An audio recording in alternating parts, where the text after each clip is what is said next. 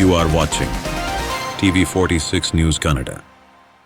ಆಲೂರು ಹುಣಸವಳ್ಳಿ ಸಂಪರ್ಕಿಸುವ ಮುಖ್ಯ ರಸ್ತೆಯಲ್ಲಿ ರೈಲ್ವೆ ಇಲಾಖೆಗೆ ಒಳಪಡುವ ಮರಗಳು ರಸ್ತೆಗೆ ಬಾಗಿದ್ದು ಯಾವ ಸಮಯದಲ್ಲಿ ಬೇಕಾದರೂ ಬುಡ ಸಮೇತ ಮುರಿದು ಬೀಳುವ ಆತಂಕದಲ್ಲಿದ್ದರೂ ಕೂಡ ಸಂಬಂಧಪಟ್ಟ ಅಧಿಕಾರಿಗಳು ಮಾತ್ರ ಇತ್ತ ಗಮನ ಹರಿಸುತ್ತಿರುವುದು ಸ್ಥಳೀಯರ ಆಕ್ರೋಶಕ್ಕೆ ಕಾರಣವಾಗಿದೆ.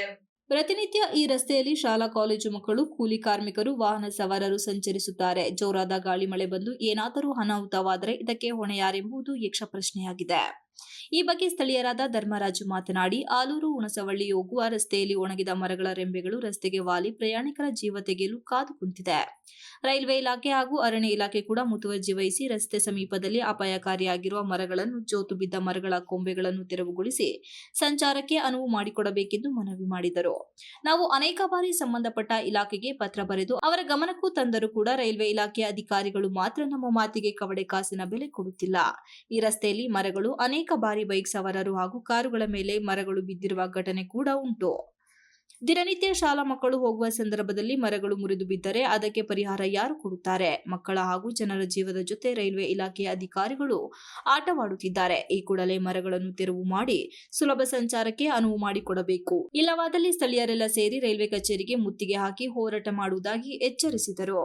ರೈತ ಸಂಘದ ಅಧ್ಯಕ್ಷ ಜಯಣ್ಣ ಮಾತನಾಡಿ, ಸಾರ್ವಜನಿಕರು ಸಂಚರಿಸುವ ರಸ್ತೆ ಬದಿಯ ಪಕ್ಕದ ಕೆಲವೊಂದು ಮರಗಳು ಅಪಾಯಕಾರಿ ಸ್ಥಿತಿಯಲ್ಲಿದ್ದು ಸಾರ್ವಜನಿಕರಿಗೆ, ಪಾದಚಾರಿಗಳಿಗೆ, ವಾಹನ ಸವಾರರಿಗೆ ಜೀವ ಕೈಯಲ್ಲಿ ಹಿಡಿದು ಹೋಗುವಂತೆ ಮಾಡುತ್ತಿದೆ. ಸಾಮಾನ್ಯವಾಗಿ ರಸ್ತೆಯ ಪಕ್ಕದಲ್ಲೇ ಇರುವ ಕೆಲವೊಂದು ಮರಗಳು ರಸ್ತೆಯತ್ತ ಬಾಗಿ ಇನ್ನೇನು ತಲೆ ಮೇಲೆ ಉದುರಿ ಬೀಳುತ್ತವೇನು ಎನ್ನುವಂತೆ ಕಂಡು ಸಾರ್ವಜನಿಕರು ಅವಾರುವಂತೆ ಮಾಡಿಬಿಡುತ್ತಿದೆ. ಅಲ್ಲದೆ ಒಣಗಿದ ಮರಗಳು ಹೆಚ್ಚಾಗಿರುವುದರಿಂದ ಕೆಲವೊಮ್ಮೆ ಸಾರ್ವಜನಿಕರ ಮೈ ಮೇಲೆ ಬಿದ್ದ ಪ್ರಸಂಗಗಳು ನಡೆದಿದೆ. ಕೊಂಬೆಗಳು ಗಾಳಿಯ ರಭಸಕ್ಕೆ ಕೆಳಗೆ ಬೀಳುತ್ತಿವೆ. ಇದರಿಂದ ಈ ರಸ್ತೆಯಲ್ಲಿ ಜನರು ಜೀವ ಭೀತಿಯಿಂದ ಸಂಚರಿಸಬೇಕಾಗಿದೆ. ಅದರಲ್ಲೂ ಬೈಕ್ ಸವಾರರು ಒಣಗಿ ನಿಂತಿರುವ ಮರಗಳ ಬಳಿ ಜೀವ ಭಯದಿಂದ ಹೆಚ್ಚು ವೇಗವಾಗಿ ಚಲಿಸಬೇಕಿದೆ. ನಿತ್ಯ ನೂರಾರು ವಾಹನಗಳು ಸಂಚರಿಸಲಿದ್ದು ಅನಾಹುತ ಸಂಭವಿಸುವ ಸಾಧ್ಯತೆ ಹೆಚ್ಚಾಗಿದೆ. ಹೀಗಾಗಿ ಮರಗಳನ್ನು ತೆರವುಗೊಳಿಸುವಂತೆ ಸಾರ್ವಜನಿಕರು ಹಲವು ಬಾರಿ ಮನವಿ ಮಾಡಿದರೂ ಕ್ರಮ ಕೈಗೊಳ್ಳುವಲ್ಲಿ ಅಧಿಕಾರಿಗಳು ನಿರ್ಲಕ್ಷ್ಯ ವಹಿಸುತ್ತಿರುವುದರಿಂದ ತೀವ್ರ ಆಕ್ರೋಶ ವ್ಯಕ್ತವಾಗಿದೆ. ಆದರೂ ಕ್ರಮ ಕೈಗೊಳ್ಳದಿರುವುದರಿಂದ ಬೇಸತ್ತ ಸಾರ್ವಜನಿಕರು ಹಾಗೂ ರೈತರು ರೈಲ್ವೆ ಕಚೇರಿಯ ಮುಂದೆ ಧರಣಿ ಕೂರಲು ಸಿದ್ಧರಿದ್ದೇವೆ. ಹಾಗಾಗಿ ಈ ಕೂಡಲೇ ಮರಗಳನ್ನು ತೆರವುಗೊಳಿಸಬೇಕು. ಇಲ್ಲವಾದಲ್ಲಿ ಮುಂದಾಗುವ ಅನಾಹುತಕ್ಕೆ ರೈಲ್ವೆ ಇಲಾಖೆ ಹೊಣೆಯಾಗಬೇಕಾಗುತ್ತದೆ ಎಂದು ಎಚ್ಚರಿಸಿದರು. ಎಷ್ಟೋ ಪಾದಚಾರಿಗಳಿಗೆ ಏಟಾಗಿದೆ, ಕಾಲು ಮುರಿದಿದೆ, ಕೆಲವರಿಗೆಲ್ಲ ಅವರ ಕೈ ಕಾಲುಗಳೆಲ್ಲ ಏಟಾಗಿದೆ, ಹಾಸ್ಪಿಟ್ಲಲ್ಲಿ ಅವರು ಅಡ್ಮಿಂಟ್ ಆಗಿ ಚಿಕಿತ್ಸೆ ತಗೊಂಡಾರೆ. ಆದರೆ ಕೇಸ್ ಕೊಟ್ಟರೆ ಇಲ್ಲಿ ಏನು ಕೇಸ್ ನಡೆಯೋದೇ ಇಲ್ಲ. ಜನಸಾಮಾನ್ಯರ ಮೇಲೆ ಬಿದ್ದರೂ ಇವರು ರೈಲ್ವೆ ಇಲಾಖೆಯವರು ಯಾವುದೇ ಅವರಿಗೆ ಇದಕ್ಕೆ ಪೆನ್ಷನ್ ಆಗಲಿ ಇನ್ನೊಂದೇ ಆಗಲಿ ಯಾವುದೇ ಹಾಸ್ಪಿಟ್ಲ್ ಖರ್ಚು ಸಹ ಕೊಡ್ತಾಯಿಲ್ಲ.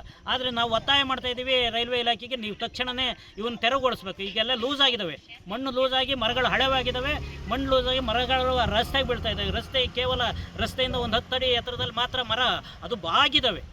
ಇಲ್ಲಿ ಹೋಗೋಂಥ ಪಾದಚಾರಿಗಳ ಕಥೆ ಏನಾಗಬೇಕು?